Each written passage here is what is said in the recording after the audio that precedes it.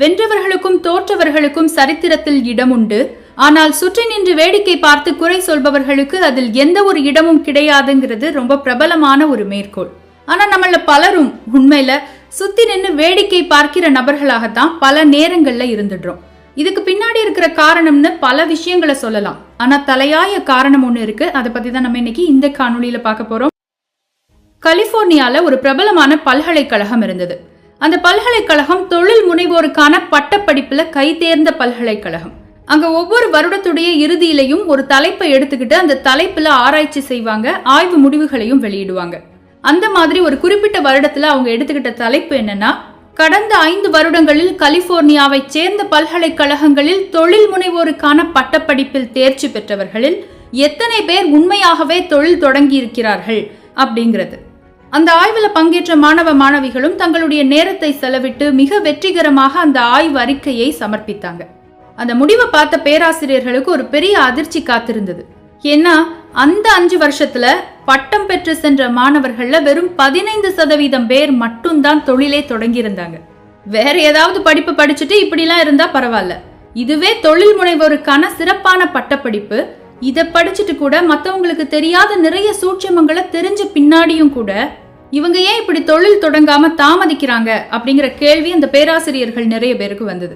அப்புறம் என்ன, அடுத்த வருடம் எந்த தலைப்புல ஆய்வு செய்யணும் அப்படிங்கிற ஐடியா அவங்களுக்கு கிடைச்சிருச்சு. அடுத்த வருடம் அடுத்த பேட்ச் மாணவர்கள் மறுபடியும் ஒரு ஆய்வு செய்ய ஆரம்பிக்கிறாங்க. எந்த ஒரு காரணம் தொழில் முனைவோருக்கான பட்டப்படிப்பு படிச்சும் கூட அவங்கள ஒரு தொழில் தொடங்க விடாம தடுக்குது அப்படின்னு. ரொம்ப சீக்கிரத்திலேயே அந்த ஆய்வுக்கான முடிவுகளும் வெளிவந்தது.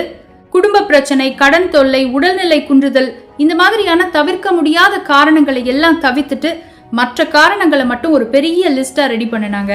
அதுல முதலாவதா நின்ன காரணம் என்னன்னு தெரியுமா?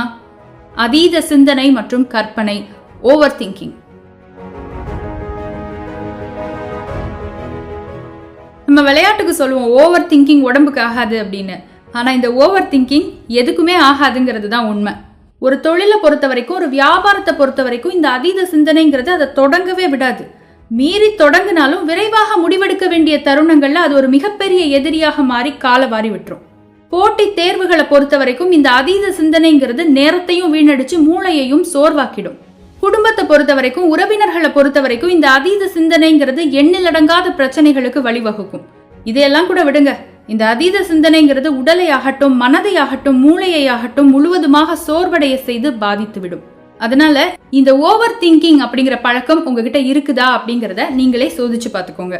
நீங்க நின்ன இடத்துலயே நிக்காம அடுத்த கட்டத்துக்கு நகர்ந்து போகணும்னா நிச்சயமா இந்த பழக்கத்தை உங்ககிட்ட இருந்து நீங்க திருத்தி தான் ஆகணும்.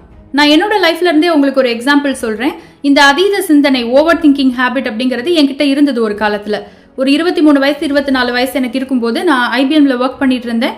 அந்த சமயத்துல என்னுடைய பணி இடத்துல இந்த ஓவர் திங்கிங் எனக்கு ஒரு மிகப்பெரிய எதிரியாக இருந்தது. அப்போ எனக்கு மேனேஜரா இருந்தவங்களோட பேரு செந்தில் மாறன், இன்னொருத்தர் பேரு கார்த்திக். 2 பேருமே அடிக்கடி என்கிட்ட சொல்லுவாங்க, உன்கிட்ட நீ மாத்திக்க வேண்டிய பழக்கம்னா இதுதான்.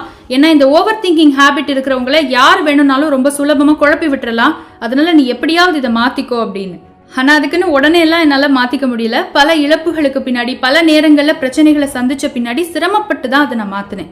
ஏன்னா நான் பண்றது ஓவர் திங்கிங் கிடையாது, டீப் திங்கிங். அதாவது நான் ரொம்ப அனலைஸ் தான் பண்றேனே ஒழிய ஓவரா திங்க் பண்ணலன்னு நானே என்ன ஏமாத்திட்டு இருந்தேன்.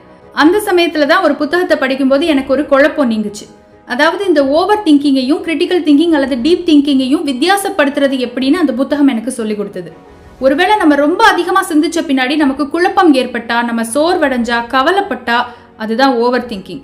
ஒருவேளை நம்ம அதிகமா சிந்திச்ச பின்னாடி நமக்கு ஒரு சொல்யூஷன் கிடைச்சதுன்னா, நம்ம கொஞ்சம் சந்தோஷப்பட்டோம்னா, அடுத்தது நமக்கு ஒரு வழி பிறக்குதுங்கிற உணர்வு நமக்கு ஏற்பட்டதுன்னா, அதுதான் கிரிட்டிக்கல் ஆர் டீப் திங்கிங்.